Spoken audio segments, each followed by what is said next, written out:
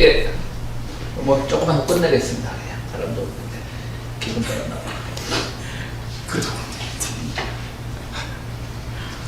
자, 지난주 우리 저주의 목에서 사치, 도박, 축제, 뭐 문학, 예술 이런 것들이 에로티즘 같은 비생산적 요소를 가지고 있다라고 해서 저주의 몫이라고 그렇게 바탕을 이루어 붙였는데요. 바로 이런 비생산적 소비가 인류 문화를 이끌어온 그 주춧돌 역할을 했다라고 하는 것이 바탕입니다. 그것들이 가지고 있는 것은 주는 거죠. 증여하는 거고, 포트레츠처럼 서로 주고, 앞으로 인류는 생산보다는 소비, 그리고 비생산적 소비를 통해서, 그러니까 생산을 할 때도 소비를 하면서도 그것이 또 어떤 우리에게 재화와 이득을 가져다 줄지를 고민하는 그런 소비가 아니라 그냥 아낌없이 주는 나무 뭐 이런 개념으로 그것이 경제를 발전시킨다고 하는 거죠. 심지어는 이제 이 바타이어를 공부하다 보니까 좀 뭐라 그럴까 지나치게 또 극단적으로 간 경우도 있더라고요. 고대 사회에서 전쟁은 끊임없이 주는 행위였다는 거죠. 근데 그게 뭔 말인지 잘 모르겠더라고요. 지금 오늘날의 전쟁은 뭐죠? 일단 자기들 다 소비하는 거예요. 그러니까 이 사람이 고대 사회의 전쟁은 주는 행위였다는 게 뭐냐면 자기들이 그동안 축적된 모든 것들을 전쟁에 다 쏟아부음으로써 재화의 균등이 일어난다는 거지. 근데 근데 과연 그랬을까요? 그것도 아니죠, 사실은. 상대방을 제압함으로써 노예를 얻고, 거기 모든 것들을 약탈해오고, 그러니까 거기서 또 분명히 이득이 이루어졌을 텐데, 이제 1, 2차 대전 경험했던 바타이어 입장에서는 현대전쟁은 고대 사회 전쟁과는 아주 다르다는 것이지. 자기들이 전쟁을 일으키면서 자기들 손실도 물론 있지만 그 손실을 통해서 오늘날의 미국이 두 번의 세계대전을 통해서 거대한 국가가 되었듯이 큰 이제 그 재화를 축적하는 걸 보고 이건 아니다. 고대 전쟁으로 돌아가자 이러면서 어쨌든 증여하고 비생산적 소비를 하는 것으로 인류가 돌아간다, 인류 문화가 돌아간다 이렇게 봤습니다. 그러면서 그 정신은 바로 에로티즘과도 같다. 에로티즘이라는 것은 두 남녀가 사랑을 할 때, 그러니까 이 사람이 꼭 그 성적인 그것만을 말하는 건 아닌데요. 또 그걸 말하는 거예요. 실제로는 그 남녀가 이제 성적인 사랑을 할 때 그것은 서로 주는 행위였기 때문에 아낌없이 주는 행위고 그것을 통해서 인류가 발전해왔고 그래서 에로티즘이 결국은 에로티즘과 같은 것들이 저주의 목 중에서도 가장 대표적인 것이다. 그래서 에로티즘이라는 책도 쓰고요. 또 무슨 책을 썼냐면 또 에로스의 눈물이라고 해서 에로스의 눈물이라고 해서 이제 이 책은 주로 이제 뭐 이런 그림 연구를 많이 했더라고요. 이제 이 바타이어가 그림 연구를 많이 하면서 바로 모든 그림 문명에서 알 수 있듯이 에로스가 인류 문명의 발전에 기여했다고 이런 얘기를 합니다. 처음으로 1940년대에 프랑스의 이제 어디죠? 갑자기 그 동굴 이름이 알타미라. 아니 알타미라는 스페인이고 라스코 동굴을 이제 동네 애들이 발견을 했대요. 그거 참 재밌죠. 이 동굴은 다 애들이 왜 발견하죠? 놀러 갔다 발견하나? 어른들은 잘 안 들어가나? 무서워서.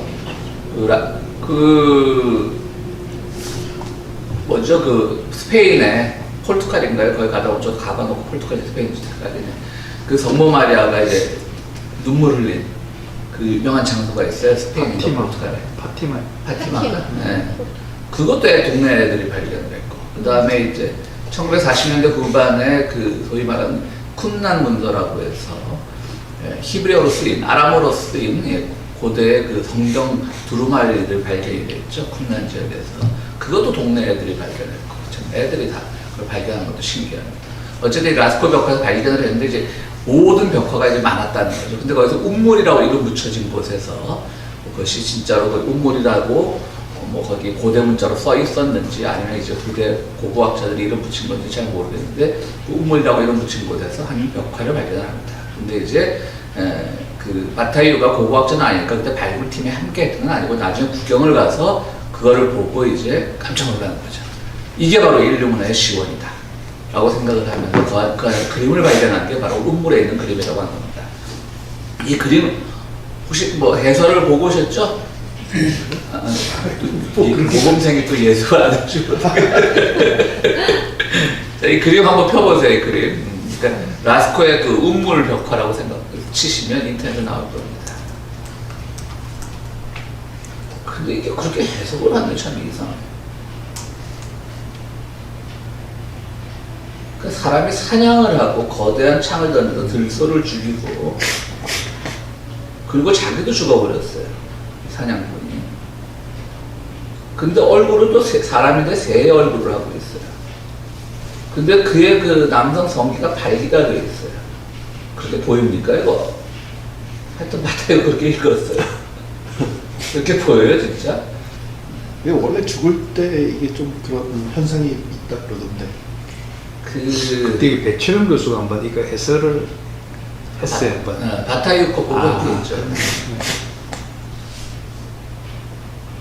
그 양반 근데 정지만 그 새로운 천사라고 하는 폴 클레라고 하는 사람의 그림, 그 그림을 보고도 또 발터 베냐민이 완전히 인류의 미래를 보여주는 그림이라고 극찬을 했던 것처럼 이 천재들은 별것도 아닌 그림을 보고 그 안에서 해석학적으로 뭔가 발견해내는데 아주 뛰어난 재주가 있는 것 같습니다. 저는 뭐 한번 봐도 모르겠더라고요. 그 아까도 말씀드렸듯이 그런 건 있어요. 또 우리 에로티즘이니까 오늘 완전 19금으로 가겠습니다. 실제로 저희가 어릴 때 보던 까지 고백하면 안 되는데 그런 청소년기 남학생들이 잘 보던 그런 책에 보면 그 사실인지 모르겠는데 아우슈비츠에서 여성 장교들이 유대인 남자들 건장한 남자들하고 섹스를 하면서 마지막에 이제 목을 조른다는 거죠. 원래 준비했던 어차피 죽일 거니까 가서 죽일 거니까 이제 극도로 그때 이제 팽창이 되고 극도의 이제 성적 만족감을 얻다 그런 책이 누가 읽었다고 들은 적은 있어요. 제가 본 건 아니고. 아니 근데 그 책이 진짜 있었네. 지금 말씀하신 책이. 아니 왜냐면 갑자기 아니 제가 좀 소장하고 있잖아요. 아니 제가 이제 어릴 때 이런 호기심이 많았고. 예. 그러니까 이제 제 이모가 제보다 10살 많으니까. 예.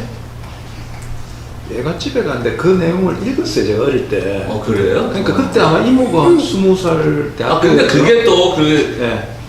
그 당시 사람들이 보던 그런 만들어낸 책일 수도 있죠. 진짜 역사서는 아닐 수도 있죠. 역사가 사실의 일정은 아닐 수도 이게 있죠. 오래 기억에 남는 게 이제, 그러니까 재밌다기보다는 좀 신기하다. 예. 그럼 비슷하죠. 그런데 아니, 본것 같아요. 집에서 이모가 뭐 일나 싶을까. 그래서 아무래도 이분이 이제 락강하고 친구였다라고도 하고, 지난주에 우리 공기장이 그 말씀 설명하신 것처럼 락강의 아내와도 다시 결혼해서 살고 그랬던 것처럼 락강으로부터 영향을 많이 받았고요. 락강 선대는 이제 프로이트죠. 프로이트가 모든 그 문화사적인 것에서 성을 굉장히 강조하지 않습니까? 타부와 성, 그 금기와 성, 그리고 인간들은 그 사랑 본능과 죽음 본능, 생에 대한 본능과 죽음 충동을 동시에 가지고 있다. 이런 것을 이제 프로이트가 그의 정신을 분석학으로 풀어냈는데요. 그걸 보면서 이제 마타이도 많은 것을 배워왔던 것 같습니다. 근데 어머니 말하면 락강에게 영향을 줬다 그래야죠. 그럴 수도 있죠. 그 여자분을 먼저 살았고, 네. 그다음에 연배도 몇 살 더 위인 것 같더라고요. 그 락강의 부인이었던 사람. 아니 그게 아니라 이 마타이유가 락강보다 몇 살 더 위더라고요. 근데 이것도 환원론적 얘기인데 좀 이걸 보다 보니까 에러스 논문이라고 이제 한 이틀 공부하다 보니까 지나친 것도 이제 모르겠어요. 그러니까 모든 외국 사람들, 그러니까 서양인들, 백인 문화에서는 이런 성적인 것들이 굉장히 개방되고 여성의 표현도 자유롭고 한데 그걸 중심으로 쓰여진 것이 아닌가 또 그런 생각도 해보고 아시아 여성들의 의미와 그들의 그 잠자리 풍습과 좀 다른 것이 아닌가. 요즘은 또 다르겠죠. 요즘 젊은 여성들은 자기 표현에 자신이 있고 한데 그 당시 기준으로 프랑스 기준 여성들을 한 것이 아닌가. 그리고 좀 우스갯소리처럼 이 사람은 굉장히 성적 능력이 뛰어난 사람이었던 것 같다. 그냥 모든 여성에 대해서 모든 여성의 오르가즘이나 이것들을 아주 극대화해서 표현을 하더라고요. 그러니까 이거 아니면 이것이 자기가 어릴 때부터 아버지의 그런 호색한적 행동을 보고 트라우마가 있었던 것은 아닌가. 이런 여러 가지로 환원론이라 이렇게 접근하는 건 좀 불안하긴 하지만요. 그런 생각도 해봤습니다. 그래서 이 사람이 이제 바로 여기서 이제 라스코 벽화를 통해서 에로티즘과 죽음과 문화의 발전 과정을 얘기했고요. 그런데 이제 그 당시는 동물 살해가 이제 굉장히 죄였다는 거죠.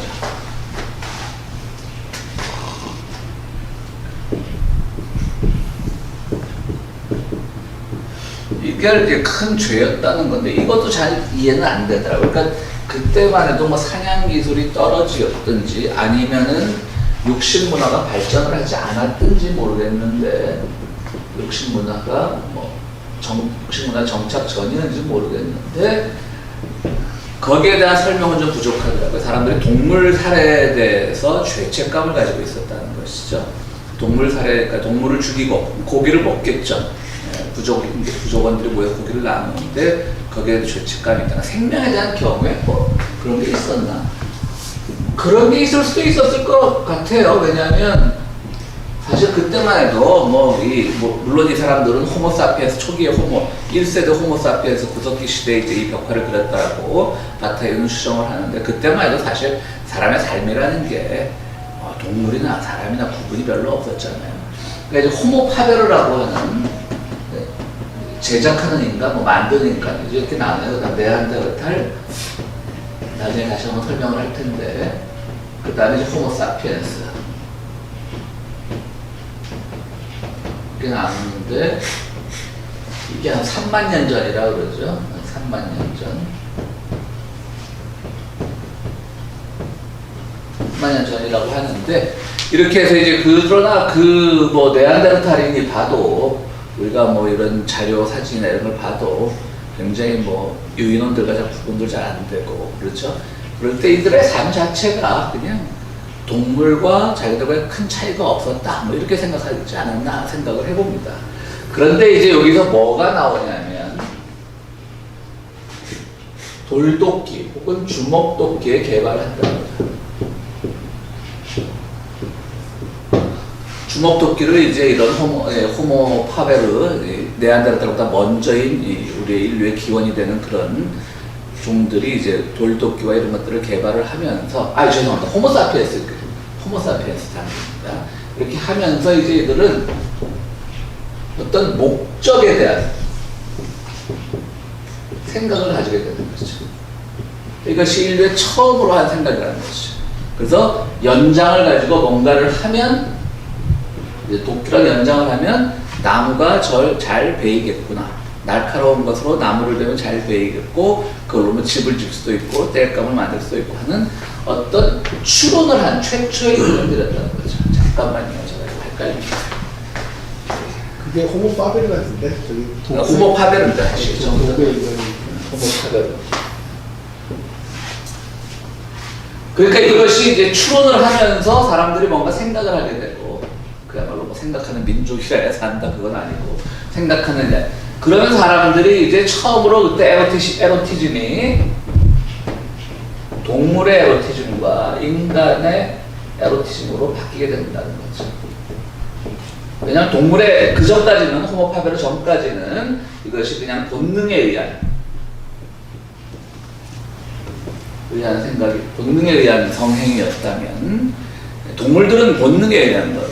그러니까 생식에 의한 것이 없다라고 생식 우리가 하면서 이제 사자면 사자, 곰이면 곰 이런 것들을 생식을 통해서 우리가 우리의 종을 연장해야 되겠다는 생각이 없다는 거죠. 근데 호모파베르 이전에 우리 유인원이라고 해야 되나? 어쨌든 그들도 똑같았다는 거죠. 실제로 그걸 또 아프리카나 아마존 지역의 원주민들 중에는 최근까지도 그 성행위를 통해서 아이가 생겨난다는 걸 모르는 부족들이 있었다라는 연구가 있다고 합니다. 그러니까 그때 말하는 최근은 이제 바타이어 당시의 최근이겠죠. 1930년대, 1920년대 그때. 그러니까 그들에게 물어보면 그냥 본능에 따라 성행위를 하고 섹스를 하고 그러나 아이가 생기면 이 신이 주신 선물이다. 그렇게 생각하는 부족들이 있었다고 하는 것이죠. 그런데 이제 그것이 이 호모파베르에 와서 쾌락을 즐기는 것으로 그때마다 이제 후손까지 생각을 안 하고요. 종족 번식까지 생각을 안 하고 쾌락을 즐기는 것으로 이제 그들이 추론을 하게 됐다는 거죠. 추론을 하면서 저희들은 처음으로 뭔가를 이 에로티즘을 그야말로 우리가 단순히 본능이 아니라 이걸 통해서 뭐를 할 수 있다 이 생각을 하게 됐고요.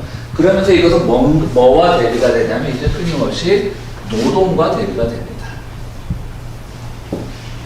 노동과 뭔가를 일을 하는 것. 그래서 이 둘은 그때부터 서로 상극이 되는 거죠. 노동은 뭔가를 생산하는 행위고 이 성행위는 뭔가를 주는 행위, 대비가 되고 이것은 항상 긍정의 측면이라면 이것은 숨기고 하는 부정의 측면이 되는 거예요. 숨기는 부정의 측면, 숨긴 부정의 측면이 되는 겁니다.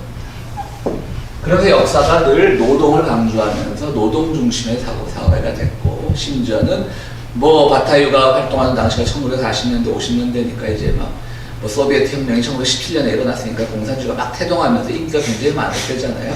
그러니까 뭐 우리가 그 북구 쪽, 그러니까 러시아의 위협에 직면한 그 북구 쪽이 사회복지가 발전한 것도 어떻게 보면 공산주의 사회가 뭐 모든 걸 다 공평하게 나눈다 그러더라고 하니까 그 체제의 우월성, 즉 공산주의 사회가 가진 체제의 우월성 때문에 우리가 또 한 번 무너지는 것이 아닌가라고 두려움 때문에 사회복지 시스템을 마련한 것도 있거든요. 그때 그러니까 공산주의와 자본주의가 이렇게 서로 경쟁하면서 발전을 해야 되는데 지금은 너무 미국 중심의 자본주의가 완전히 모든 것을 다 장악을 했기 때문에 그것도 우리 인류사의 불행이죠. 뭐 대비하고 우리를 긴장시키고 우리를 반성해줄 만한 그 조건들이 없어졌잖아요. 사회주의가. 뭐 사회주의 국가라는 게 뭐가 있어요? 지금 보면 뭐 소련, 러시아고 중국이고 뭐 가장 천박한 자본주의 형태를 돌아가고 있잖아요. 그러니까 이런 것들도 이제 이러면서 다시 이 시대로 돌아가면 노동과 그 숨김이 이제 그 변증법적으로 대비해가면서 인류의 역사가 발전해 왔다라고 하는 것이죠. 그러다가 이제 뭐 호모 사피엔스의 시대가 되고요. 이때는 그러면 이제 뭐 이 네안데르탈 때는 무덤, 종교의 문화를 발견을 했고요. 이제 죽음. 근데 죽음에 대한 금기가 생겼다라고 합니다. 죽음에 대한 금기가 생기고 여기서 이제 좀 더 쾌락이 자리를 잡게 되는 거죠. 쾌락이 자리를 잡으면서 이제 본능적으로 누가 뭐 보는 데서 하지 않고 뭐 숨어서 하고 이러면서 이제 쾌락이 하나의 또 금기의 영역으로 갔다는 거죠. 이러면서 인류 역사에서 죽음과 에로티즘은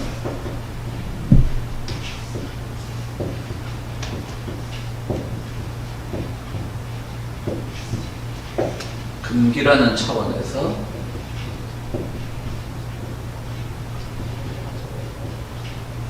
함께 발전이라고 그러나 함께 뭐 인식되는 금기라는 차원에서 함께 인식되는 거죠. 그래서 죽음에 있어서는 뭐 네안데르탈에는 무덤을 묻었다는 것은 이제 그때부터 뭐 시체에 대해서 뭐 좀 두려움을 가지게 되고 시체와 직접 접촉하지 않으려고 하고 실제로 뭐 그런 일이 생겼겠죠. 뭐 시체를 예전처럼 죽음과 삶의 문제를 극복 못하니까 뭐 죽은 뒤에도 시체를 옆에 두고 있다가 뭐 전염병에 걸려 죽는다거나 그런 일들을 이제 네안데르탈인들은 초기 네안데르탈인들은 발견을 했겠죠. 그래서 무덤을 만들고 격리를 시키고 이랬던 것이고 다시 이제 에로티즘의 세계에 와서는 호모 사피엔스가 시작되었을 때는 이제 본능적으로 누가 뭐든 말든 뭐 이렇게 성행위를 하다가 숨어서 하고 뭐 그렇게 되면서 이것이 성행위에도 본능, 금기가 생겨나게 되는 것이죠. 그리고 금기가 한번 깨지면 더 강한 금기를 만들기 위해서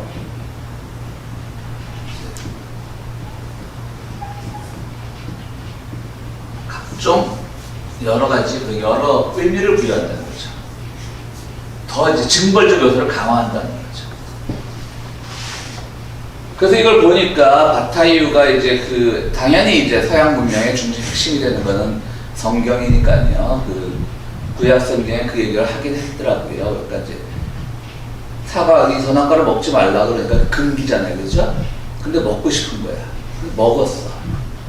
근데 그 다음부터 이제 에로티즘이 눈뜨게 되는 거지. 자기들이 부끄러워지는 거야. 먹고 나니까 이제.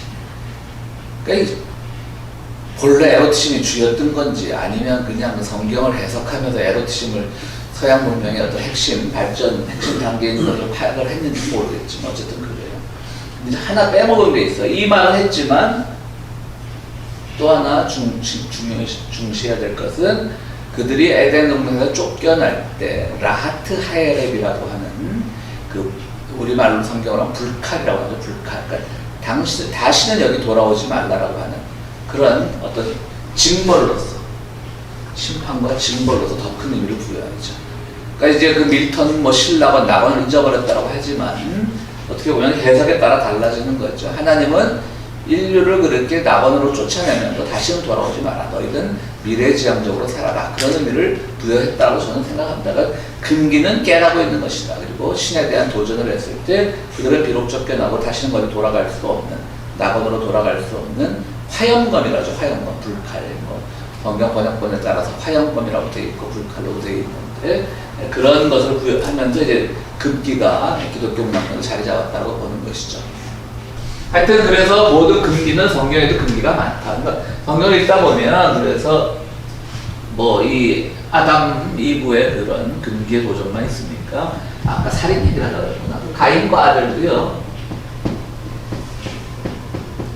왜 하나님이 그 가인을 살려주셨을까요? 쉽게 얘기하면 그때 두 사람밖에 없는데 하나 둘 살인죄로 죽여버리면 인류가 끊겨서 뭐 그건 아닐 것이고, 가인은 정말 사람의 목숨에 대해서 생명에 대한 생각이 없었죠. 첫 번째 살인자는 바로 그런 의미죠. 그러니까 죽는다는 게 뭔지 몰랐던 사람, 한 번도 죽음을 본 적이 없는 사람이잖아요. 그렇죠?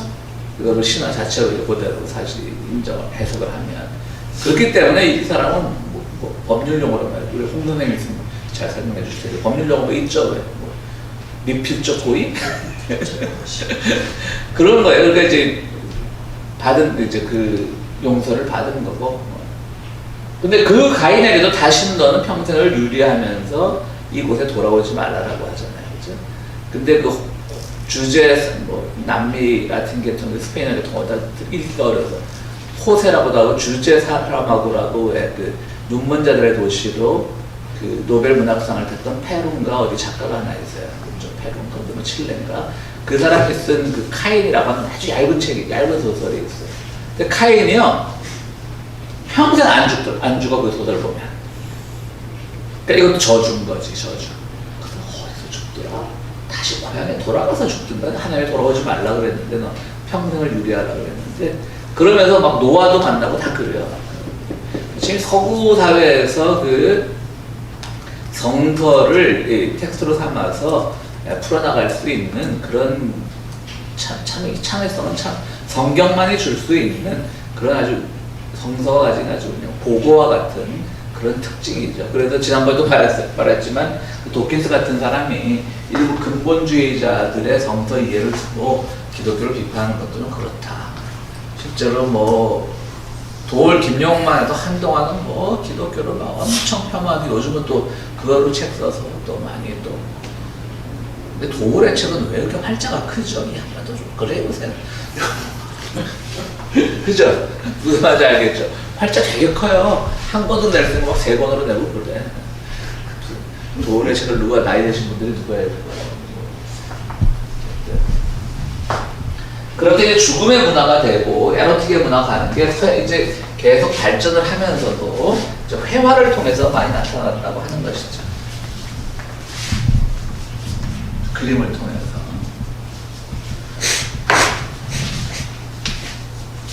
맨 처음에 르네상스 미술까지는요. 르네상스 미술까지는 아니라 르네상스라는 건 부흥운동이니까까지라는 병이거든요.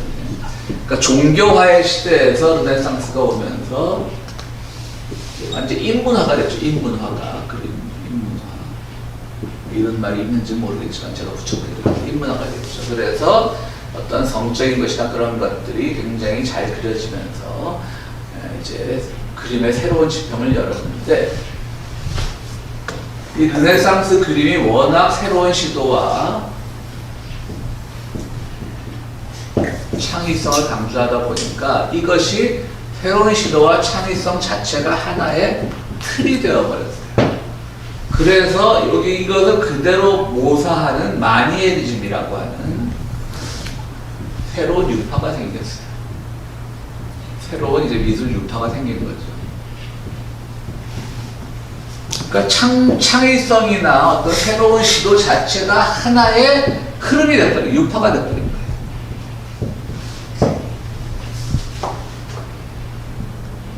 그런데 이 바타이유는 이 인문화, 르네상스 부흥시대 인문화에만 높은 점수를 주지만 그래도 동시에 이들도 마니에리즘도 새로운 지평을 열었다고도 평가를 해요. 왜 마니에리즘이 뭐냐면 오늘날 우리가 아는 매너리즘이에요. 매너리즘. 그러니까 상투적인 거.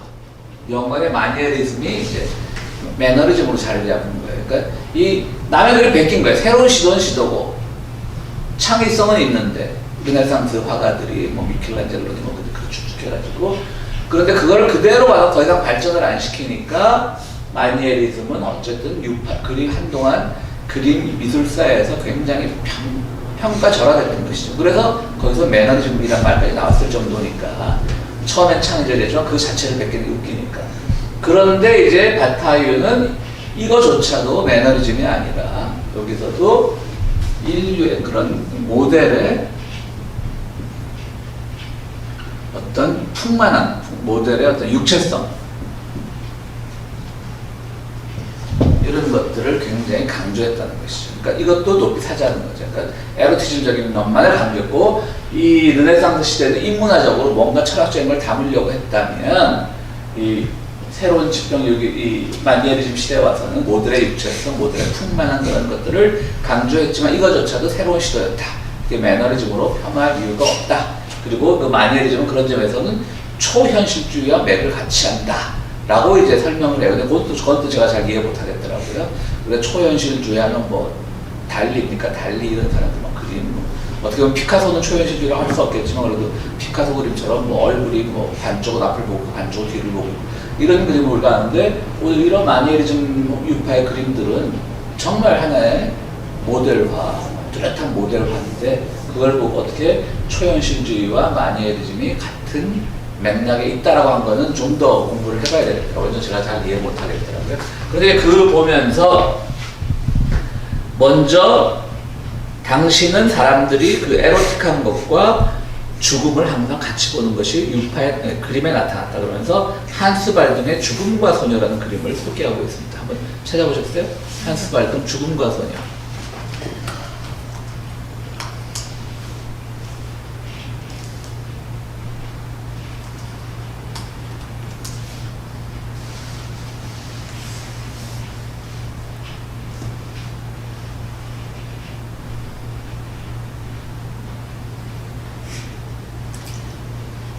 하나는 죽음을 상징하고 하나는 누드의 소녀를 상징하는데 본래 이렇게 그러니까 자기가 바타이유가 주장하는 그런 모든 유파적인 흐름을 강조했던 이제 그림이 다 보여주고 있다는 거죠. 그러니까 뭐 예전 그림을 이렇게 분석을 하니까 진짜 바타이유를 말이 맞는 것 같기도 해요. 왜 소녀를 그렇게 해골과 엮어서 그림을 그렸을까? 그러니까 고대인들 호모사피엔스가 처음 발견한 에로티즘과 죽음이 어떤 금기라는 차원에서 한 묶음이라는 것을 보여주는 것들이 르네상스 시대 이후에 이렇게 유파로 나타나지 않았나, 나타났다라고 이제 바타이유는 주장하고 있는 거죠. 그러니까 이제 이거는 어떻게 보면 계속해서 자기의 주장을 뒷받침하려고 이제 이런 회화들을, 작품들을 이용하는 거예요. 또 하나 볼 것은 이제 들라크루아의 사르다나 팔루스의 죽음이라는 또 그림이 있습니다. 들라크루아의 사르다나 팔루스의 죽음.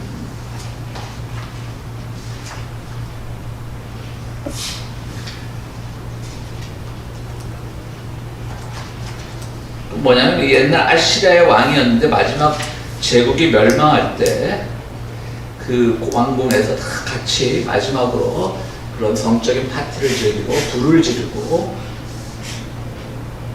이 그림입니다. 이 그림 이렇게 이제 그 궁녀들이 다 벗고 있고 이제 마지막으로 그 장렬하게 죽음과 섹스와 불과 이런 것들이 함께 끝나는 그 성경에도 나오는 구약 성경에 나오는 아시리아 민족이 이렇게 해서 최고를 맞았다고 합니다. 그런 것들이 그림으로 그렸습니다.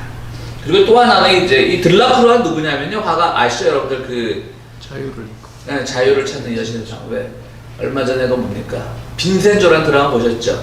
빈센조 보면 그 어떤 상가를 이제 막 깡패들이 뺏으려고 하니까 거기서 이제 상가 주민들이 막 데모하면서 그 그림을 그대로 이제 패러디해갖고 상가에서 그 무슨 분식집인가 하던 그 여자 한 분이, 조연급 여자 한 분이 그 높은 깃발을 들고 이렇게 약간 옷을 이렇게 반좀 내린 채 이렇게.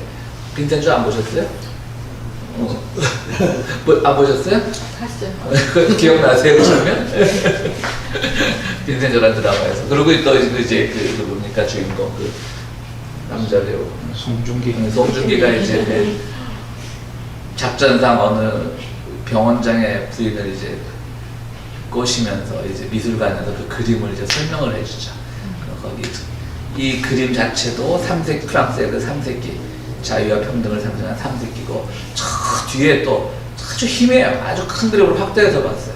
진짜 얘 말이 맞나 해서 봤더니 저 빌딩 위에서, 빌딩은 아니겠죠, 교회당 첨탑 위에서 누가 또 삼색기를 흔들고 있고 거기에 그 자유 그 그림 안에도 사람들의 옷 모양이 프랑스의 그 삼색기를 상징하고 있고 뭐 그런 걸 가지고 또 이제 송중기가 그 여인의 마음을 사가지고 남편을 이제 그 남편의 비리를 폭로하는데 아내를 이제 증인으로 쓰고 뭐 그런 것들이 있는데요. 요즘은 뭐 극작가들이 참 잘 그리더라고요. 그래서 이 바타이어는 들라크로아가 그 그림은 아니고 이 사라다나 팔로스의 죽음이 현대 회화를 연, 근대 회화의 역사를 연 최초의 작품이다 이렇게 높게 평가하고 있습니다. 그래서 무슨 말인고 하면 거기에는 죽음과 동시에 화려함과 금기와 에로티즘이 다 들어있다는 것이죠. 그전 그림은 그런 게 없었는데 이 들라크루아 작품에서 그것이 최초로 이제 발현이 됐다고 하는 것이죠. 그러면서 또 죽음의 관계를 더 설명한 것은 고야의 자식을 잡아먹는 사투르누스라고 하는 그 그림이 있습니다. 아주 징그러운 그림이죠. 여러분 그 그림 잘 아실 거예요. 여기 있는지 모르겠다. 자식을 잡아먹는 사투르누스라고 하는 게 있는데 사투르누스는 뭐냐면은 그리스 쪽으로는 로이 적어져 그러니까 크로노스. 그러니까 우라노스라고 하는 그 남신과 가이아라고 하는 여신이 사투르누스, 그러니까 그 크로노스를 낳았죠. 그런데 크로노스가 자기 아버지가 자꾸 크로노스를 못 믿으니까 사투르누스입니다. 크로노스를 못 믿으니까 우라노스를 자기 아버지를 잡아가지고 아버지의 성기를 물에 던져버리죠. 그러니까 우라노스의 성길, 그러니까 로마 신화도 그리스 로마 신화도 그래서 니체가 그리스 로마 신화를 좋아했던 거예요. 니체는 신을 부정하잖아요, 기독교적인 신을. 근데 보니까 노는 게 인간이랑 똑같아. 그러니까 뭐 신들이랑 별거 있냐? 노는 게 똑같으니까 오히려 니체는 그게 마음에 들었던 거지. 신이라고 해서 절대성을 부여하거나 그러지 않고 그들이 보여주는 행동은 인간보다 더하면 더했지 결코 뭐 뛰어난 게 아니잖아요. 그래서 이제 그 성기를 잘라서 물에 던지니까 갑자기 물이 막 불불 끓어올라요. 그래서 조개 속에서 여인이 하나 탁 탄생을 해. 그게 누굽니까? 비너스. 보티첼리의 비너스의 탄생입니다. 참 이 미술사도 그래서 재밌는 것 같아요. 자꾸 우리 위장원 씨는 저기 음악사 한번 공부하자면 음악사 제가 잘 모르겠고 한번 할 예전입니다. 근데 요즘 음악에 대해서 완전히 비판적인 책들이 많더라고. 독일이나 이런 오스트리아의 클래식이 가장 추하게 사용된 게 어디냐면 저기죠, 아우슈비츠라는 거지. 항상 그 가스실에 사람들을 죽이고 다 화장을 한 뒤에 그것을 잊기 위해서 그 안에서는 항상 그 교향곡이 연주가 됐던 거죠. 박은 음악 같은. 네? 박은 음악. 네. 근데 바그너 음악은 이제 그 자체가 어떤 영웅지상주의니까 히틀러의 사상에 뒷받침을 했지만 바그너 음악뿐 아니라 모든 게 다 연주됐다고 해요. 근데 그 연주자들은 누구냐? 유대인들이었다. 제가 한번 음악 공부를 하겠습니다. 근데 이제 그 유장훈 씨의 그 음악에 대한 호불호에 대한 그 반당을 깨기 위해서 제가 책을 한번 해놨습니다. 우리말로 번역된 수용소와 음악 그래가지고 일본에 그래도 그런 음악을 수용돼서 많이 그런 또 책들도 나와 있는 이제 네. 쓰는 사람이 대단한 이제. 그래서 그게 이제 그 거기서 나오는 것이고 그 다음에 이제 그 마네, 또 마네를 좋아해요. 마네야말로 오히려 그 에로티즘과 그 에로티즘을 완전히 살린 그런 이제 화가라고 또 이제 바타이가 굉장히 또 추켜 세우는데요. 그 유명한 올랭피아라고 하는 그런 그림이 있죠. 올랭피아라고 하는 그림을 보시면 우리 딱 보면 아, 이 그림하고 다 알 겁니다. 많이들 보신 그림이에요. 올랭피아라고. 박근혜 네, 맞아요. 근데 이제 이 춘이라고 하는 그 원제는 모르겠는데 춘이라고 하는 그 뒤마, 삼총사를 쓴 뒤마라고 있잖아요. 우리 그 뒤마의 아들이 쓴 이 소설인데요. 그 거기서 이제 그 나오는 그 주인공 이름이 그 뻔뻔한 아주 매춘부로 나오는데 그 사람의 이름이 이제 올랭피아나 약간 그쪽이었단 말이에요. 올랭피든지 뭐 그러니까 이제 이 마네가 이 그림을 그려서 올랭피아라고 이름 붙인 것은 약간 그 소설, 당시 그 소설을 모르는 사람이 없었다고 하니까요, 프랑스에서. 그 소설을, 그러니까 본 사람들은 이게 그 소설의 주인공을 이렇게 마네가 그림으로 그렸구나라고 했다고 합니다. 뻔뻔한 매춘부였고. 이 이야기가 이제 나중에 라트라비아타라고 하는 그 베르디의 오페라로 만들어지죠. 그러니까 이 뒤마의 소설 춘희와 또 이 마네의 그림 올랭피아와 또 라트라비아트, 베르디의 오페라 라트라비아트가 다 모든 하나의 또 묶음으로 이렇게 이해가 되는 것이고, 바타이어는 여기서도 또 에로티즘의 극치를 발견했다고 합니다. 그 그림 보면 그 라트라비아타는 뭐 길을 잘못 든 사람, 버려진 여자 이런 뜻이 있다고 합니다. 그리고 뭐 딱 하나 알죠? 라트라비아타의 그 오페라 중에 제일 유명한 건 뭡니까? 축배의 노래. 짠짠짠짠짠짠짠짠짠짠짠 뭐 그런 거. 그래서 오늘 또 낮에 또 조수미 것도 한번 들어보고 그렇게 해서 이제 거기에서 이제 그 세 그림과 소설과 또 오페라가 한 묶음을 벌여졌는데 거기 이제 묶여졌는데 거기서 또 바타이어는 굉장히 높은 가치를 부여하고 있습니다. 그래서 오늘날 많은 세계는 이제 그 노동이라는 것이 바타이어는 그 30년대, 40년대 유럽을 보면서 또 하나 참 죄송합니다.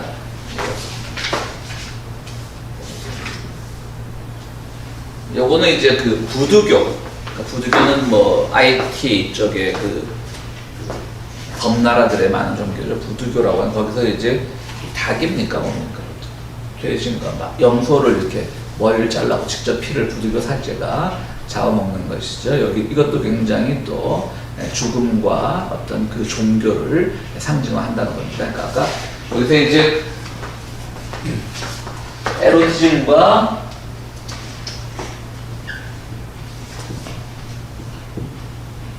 죽음이 금기로 한 묶음이 됐다가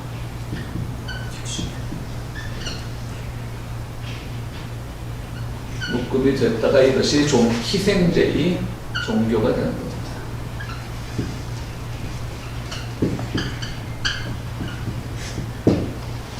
희생제의 종교로 발전을 하는데요.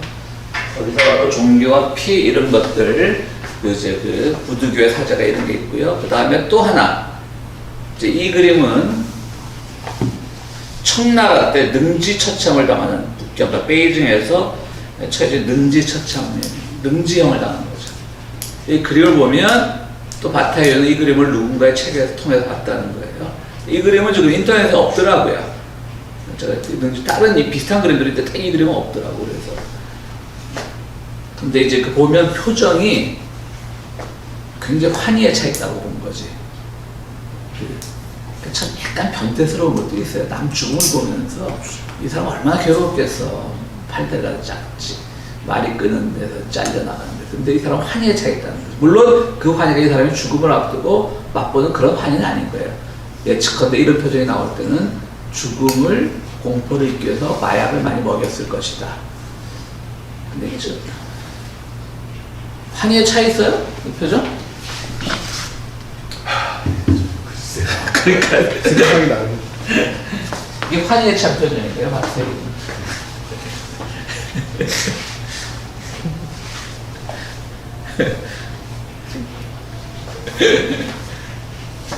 그래서 죽음이라는 게 이처럼 금기의 대상인 동시에 한 번은 그것을 초월해야만 우리가 종교의 희생제의 세계 또 구원의 세계로 갈 수 있다라고 말을 하는 겁니다.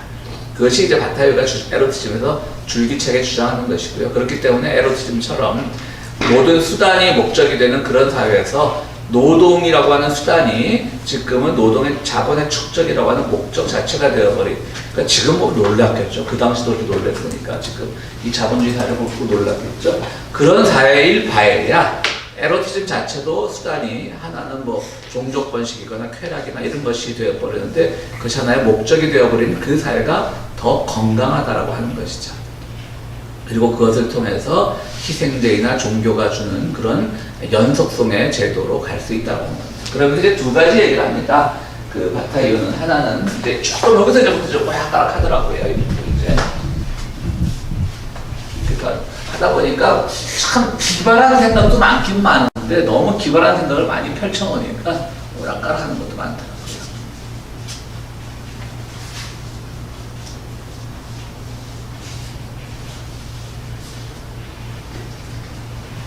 그러니까 인간은 에로티즘의 세계에서 인간은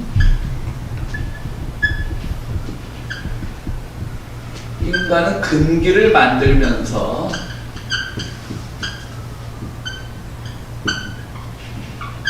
동물과 분리된다는 거죠.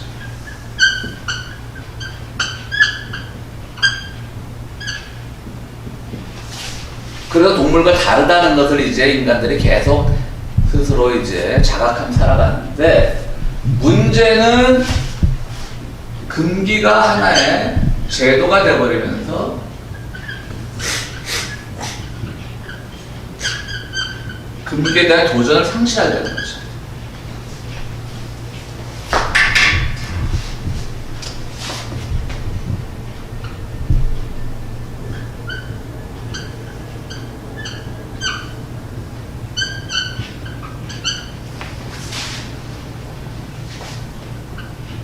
그래서 바타이유는 다시 동물화되기를 바란다는 거죠. 그래야만 금기를 자꾸 깨야만 동물로 될 수 있는 거죠.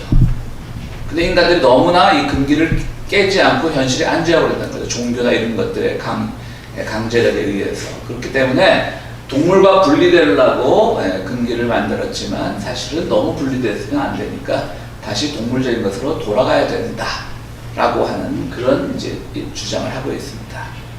잘 모르겠습니다. 그러니까 그것이 서구 사회에서 가능한 일인지 모르겠으나 또 아시아 사회에서는 이것이 꼭 통과될까? 그래서 여러 가지 금기를 만들어냅니다. 근데 다행히 그 당시 1930, 40년대 프랑스에서는 그 동성애에 대한 그런 문제의식은 없었는데 동성애에 대한 얘기는 잘 안 하고 있고요. 일단 뭐 만들어낸 금기가 뭐 인간이 만들어낸 금기가 일단 근친상간, 그 다음에 뭐 이제 공개적인 데서 뭐 하지 공개적인 것을 거부, 이런 것들을 이제 인간이 만들어낸 금기라고 하는 거죠. 에로티즘에서 이런 것들을 너무 여기 이제 매몰돼 버리면 거기에 이제 빠져들게 되면 이것도 아니다. 그렇다고 또 함부로 또 뭐 근친상간 해라 이렇게 말할 수 없지 않겠습니까?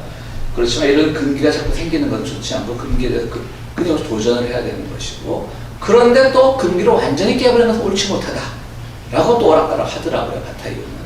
나중에 이제 연속성과 불연속성의 문제를 할 때 설명을 드릴 텐데 조금 오락가락은 해요. 근데 이제 근친상간 문제를 보면서 왜 근친상간이 우리가 잘 아는 오이디푸스 컴플렉스에 나오듯이 자기 어머니와 관계를 가지면 것이 그 결과가 굉장히 뭐 저주가 크잖아요. 그죠? 오이디푸스의 눈이 멀어버리고 이러면서. 그러니까 실제로 그거는 그런 신화들에서 그런 얘기가 나왔다라고 하는 것은 그 당시에 그런 게 많았다는 거죠. 그럼 왜 그 고대 사회는 근친상간이 많았을까? 그것이 이제 문명이 좀 발전하면서 이것은 정말 뭐 그게 그 생물학적으로 근친상간에 의하면 무슨 조금 잘못된 아이가 나올 확률이 많다는 건 생물학적으로 증명된 얘기인가요? 우리가 흔히 속설로 보고 있잖아요. 비슷한 것끼리 하면 아무래도 그런 것을 이제 경험을 했겠죠. 그러면 사람들이 그 당시 뭐 생물학적인 지식이 없을 때라도 원시사회다 할지라도. 그러다 보니까 이제 옆으로 이제 펼쳐나가면서 이제 오이디푸스 컴플렉스 같이 그런 저주에 대한 무서운 이야기들이 나오는데, 그럼 그전에는 왜 그랬을까라고 생각해 보니까 불안한 거죠. 다른 종족들과의 뭐 이런 관계를 하다가 밤 잠자리에 죽임을 당하지 않을까라고 하는 그런 불안한 게 있어서 그러지 않았을까. 그리고 뭐 이왕이면 종례원 하는 게 우리들끼리 단결도 좋고 일단 순혈주의보다는 외부인이 들어오는 것을 더 불안해한 그런 심리 때문에 그런 근친상간이 있지 않았을까. 그러나 그것이 생물학적으로나 문명사적으로 결국 그 자기들만의 폐쇄된 사회를 만들 수 있기 때문에 그런 근친상간에 대해서 많은 사람들이 이제 신화도 만들어야 겁을 주는 것이 아니었나라고 생각합니다. 오늘 뭐 이제 그 에로티즘을 얘기하다 보니까 그런 얘기도 많이 하는데, 그런데 이제 일본의 성인물들을 보면요, 일본의 성인물은 근친상간이 굉장히 많습니다. 그것도 이해가 잘 안 돼요. 그죠? 이 봤을 만한 사람은 그러니까 이해가 안 된다는 게 뭐가 이해가 안 되는 거예요? 왜 꼭 일본 거만 그렇게 많지 않아요, 그런 것들이? 일본은 왜 특히 더 많은가? 네, 그 그게 사람이 일본어 전공하신 분이 고등학교. 그런 아이디어였어.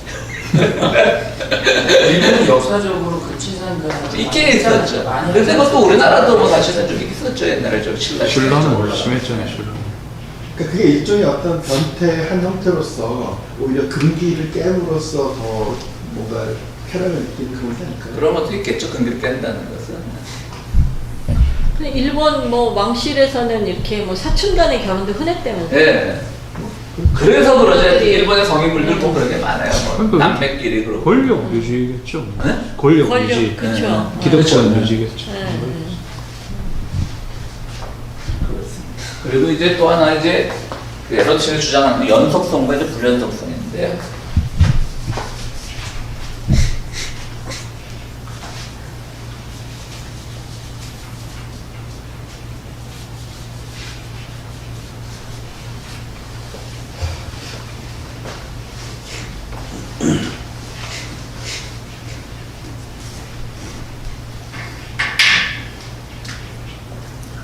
이 수를 다 뭘 밑에 오죠.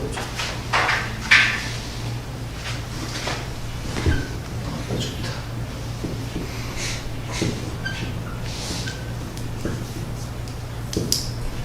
인간은 모두 자기가 가지고 있는 그 존재에 대한 불연속적인 것 때문에 두려워한다는 거죠. 그래서 인간에게는 늘 연속성을 갈망하는 그런 기본이 있다는 거죠. 연속성을 갈망하는 태도가 있다는 거죠.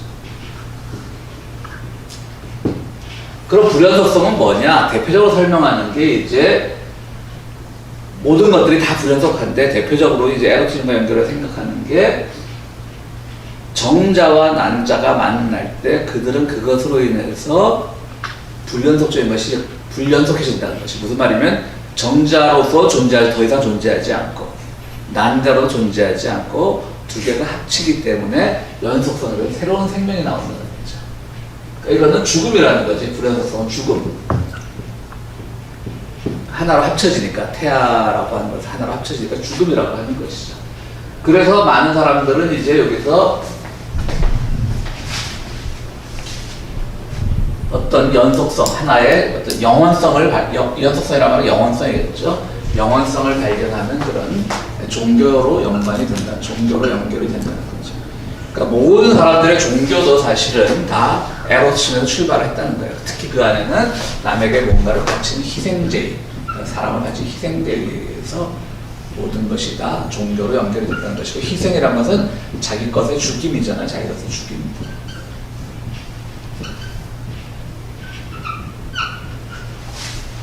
이것을 통해서 종교가 발전됐다라고 하는 것이고요. 사실은 모든 것을 이제 프로이드가 이렇게 종교 같은 거, 뭐 서구 종교는 가부장 문화가 자리 잡은 것이고, 결국 아버지의 그 아들이 아버지의 그 남근 앞에서 느끼는 컴플렉스나 이런 것들이 두려움을 자아냈고, 그것이 종교의 기본이 됐다라고 하는 것이 이제 서구 유일신교의 기초가 됐다라고 하는 건 프로이드 이론이잖아요. 그것을 이제 락강은 프로이드를 뭐 계승하는 것 같지만 완전히 뒤집어 엎으면서 그 안에서 새로운 이제 텅 빈 실제라고 하는 새로운 개념을 발견해낸 거고요.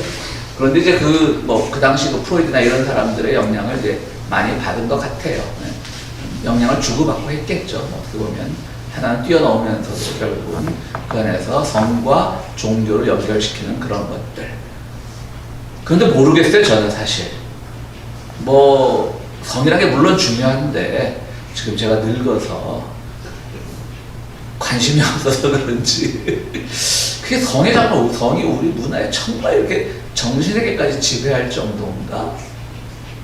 라는 데 대해서는 저도 아니면 그것이 바로 기독교 문화권 가장 잘하면서 뭔가 억압되어 있는 것들 때문에 아직도 극복을 못한 거 그런 생각은 해봐요. 그렇다고 해서 제가 뭐 금욕주의자 그런 건 아닙니다. 뭐 저는 강제적 금욕주의자. 그렇지만 그래서 그런가 하여튼 조금 이상의 저거는 뭐 한국에서 남자들 문화라고 하는 것이 왜곡된 성문화가 다 있잖아요. 좀.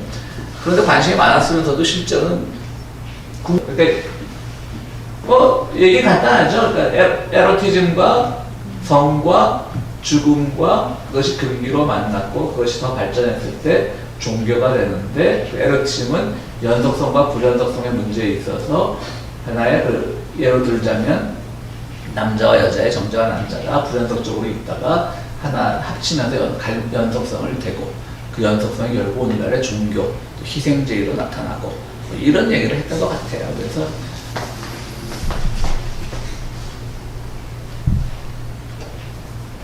거의 다 했어요. 공부할 때 되게 많이 했는데 막 뭐라고 노력을 할 필요가 없네.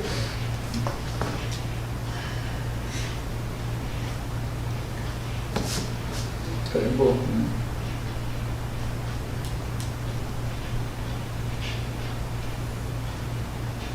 뭐 아까 금기 중에 혼외정사도 바타이유는 설명을 하기를 육체적인 것보다 정신적인 것이 강조가 되기 때문에 혼외정사가 이렇게 사람들에게 금기를 깬다는 점에서 더 이제 관심을 가진다라고 하는데 과연 그럴까? 드라마 보면 안 그러던데 걸리면 다 자기 아내한테 돌아가던데 모르겠습니다. 신성한 매춘과 천박한 매춘 그리고 이 책 우리가 교재로 삼았던 그 해설서에 보면 바타이를 하면서 그 아름다운 뭐 여성의 몸을 보고 이 사람도 요즘 말로 하면 굉장히 좀 여성에 대한 그 젠더 감성이 떨어지는 사람 같긴 해요. 그러니까 항상 그걸 문제를 제기하면서도 서로 주고 받고 이런 걸 강조하면서도 굉장히 남성 중심적인 거예요. 뭐 아름다움 이런 용어를 쓰는 거 보면 뭐 남성에 대해서 아름답다고 표현하지 않잖아요, 그렇죠? 예, 그런데 이제 그 결국 아름다움을 좋아해서 그 여성과 하나 되지만 결국 여성을 더럽힘으로써 자기의 쾌감을 얻는 것이 또 어떤 그 에로티즘의 특징이다라고 하는데 그것도 30년대 프랑스에서 30년대인데도 프랑스에서 이렇게 남녀가 서로 이 초야를 겪는 걸 더럽힌다고 생각을 했을까요? 그렇지 않을 것 같은데. 근데 지금 그런 것들은 우리 해설서를 쓴 분도 그런 건 좀 너무 나가지 않았나 바타이유가 그렇게 지적을 하고 있더라고요.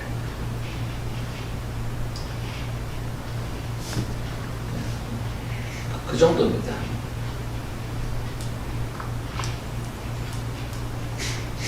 근데 초기에는 이 사람이 뭐 이름도 멋있어요. 반격이라고 하는 그러니까 반격이라고 하는 어떤 반파쇼 단체를 만들어서 일종의 레지스탕스 운동을 하기도 했는데 나중에 또 레지스탕스 운동에도 이제 환멸을 느끼고 이제 빠져나왔다 그래요. 그랬더니 같이 이제 그 레지스탕스 운동을 하던 초현실주의 작가들 그룹에서 이 사람을 욕하기보다는 그래 자네는 그냥 그대로 남아서 그런 대중예술 뭐 그런 비평운동을 하는 게 더 훨씬 애국하는 길이다 이렇게 뭐 뭐라 그럴까요? 격려도 해주고 그랬대요. 그러니까 안 봐도 뻔할 것 같아. 레지스탕스 하면서도 맨날 앉아가지고 뭐 이런 얘기나 하고 또 이 사람의 이론에 따르면 모두 까이거든 다. 모든 것을 또 성적인 대로 집중시키다 보니까 분위기를 깨는 것도 있었을 것 같고요. 어쨌든 레지스탕스 분위기를. 그러면 나중에 만든 게 또 그 나와서 만든 게 뭐냐면 불어니까 잘 모르겠는데 아세팔 이것도 아세팔 뭐 좀 이상하네. 아세팔 세팔이야 세팔. 그러니까 아는 그러니까 이제 부정적두어죠. 그러니까 그게 뭐냐면 머리 없는이라고 뜻입니다. 그러니까 우리말로 어떤 책에는 무두인이라고 없을 머리도 인 사람 무두인이라는 그 잡지를 펴냈는데요. 거기서는 뭐 모두 이제 모든 회원들이 다들 평등하고 그 누구라도 우리가 원하면 자기의 목을 내놔야 된다. 왜냐하면 죽음은 성스러운 것이니까 라는 그 강령을 만들었는데 누구도 내어놓은 사람은 또 없었다고 합니다. 그러니까 끊임없이 어떤 진보, 파격을 위해서 애썼던 사람인데 나는 그건 좋아요. 뭐든지 하여튼 파격하고 진보하는 건 굉장히 저는 좋은데 그것이 하나의 고정된 사상으로 결론 짓지 못하는 건 오히려 파격이 아닐까? 그렇죠. 또 고정된 사상으로 내가 정리를 해버린 거에서 파격에서 이미 벗어나니까 그렇죠. 저는 그런 건 좋은 것 같아요. 저도 뭐 목사로 설교하다 보면 10년 전에 한 설교랑 완전히 파격적으로 다른 결론이 다른 것도 있어요. 요즘 책 읽다 보면. 그러니까 우리 교인들은 늘 지난번에 홍 선생님도 말씀하셨지만 우리 장로님 한 분이 그랬다고 막 그러잖아요. 김 목사는 설교를 지난 20년 동안 한 번 똑같은 걸 한 적이 없다고. 한 수가 없죠. 그러니까 말이야 본문 같아도 결론이 달라지니까. 그런 얘기를 해요. 근데 파격이라는 게 참 중요하긴 한데요. 또 우리가 공부를 하다 보면 첫 시간에 말씀드렸지만 프랑스 철학사라고 하는 창기사에서 나온 우리나라 철학자들이 쓴 그 연구소에도 아예 이 바타이어에 없는 걸로 봐서 그들도 뭔가 한마디로 정리하기 힘들지 않았을까, 그리고 그거를 꼭 철학자의 범주에 넣기도 힘들지 않았을까, 그 생각을 해봅니다. 그래서 이제 오늘은 에로티즘을 이렇게 우리가 이것으로 오늘 사람도 없는데 일찍 끝내죠. 수고들 하셨습니다.